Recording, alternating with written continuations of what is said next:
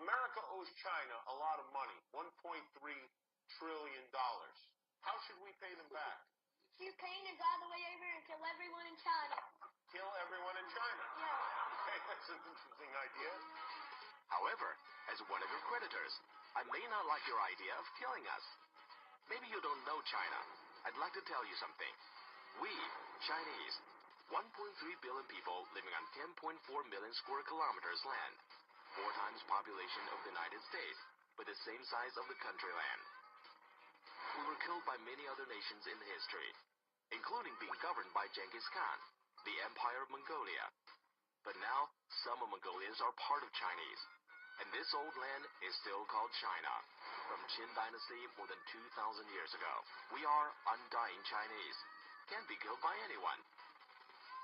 There are 56 nations living in this country. 70% of them are peasants. Yes, not farmer. The land is state-owned to keep the country in one state and being stable. The per capita arable land is only 934 square meters. But in the U.S., it's 7,003 square meters, 7.5 times more. So you see, we are very poor of resources. Therefore, we have to work harder to make a living, including making a lot of products for other countries, especially for the U.S. Your clothes, your shoes, your Christmas gifts, most of them are made in China. The Apple cell phones you're using now are made in factories where thousands of workers come from the countryside of China, thousands of kilometers away, separated from their families, working and living together. But in the Apple's profit chain, they get only 1.8% as reward. We pay dearly in this process, including heavy pollution, destruction of resources, and food safety crisis. We have to keep the costs lower than other countries, including the labor costs. We know all of these are what we have to pay as a developing country. But we're trying to change. We call this change reform. All the people here have the same dreams as yours. They want a better and happy life. They want the world peace, and they want to live with their families. So they're working hard. Most of the people and government here save money for the future as part of life plan.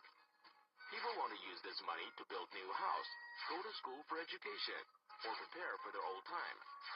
We buy the U.S. treasure bonds when Americans need money and wish our country's economy to be stable, so that we can do business with you and exchange products and resources. We accept your global integration, and we're one important part of the world economy cycle. Now, each one of the United States owns Chinese people more than $4,000 US. That's almost Chinese people's average annual income. If each American saves $1 per day, it needs more than 10 years to pay off the debts. We don't think killing Chinese is a good idea if you don't want to pay it, because there are too many Chinese to kill off, and we're more than 10,000 miles away from you, across the Pacific Ocean. You have to build many, many aircraft carriers if you want to kill them. You'll spend too much money, and your debts will be much huger than now.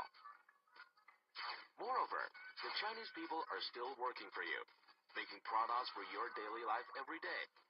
If you want to get your Christmas gifts in the Christmas morning, pray to God to bless Chinese, the undying Chinese.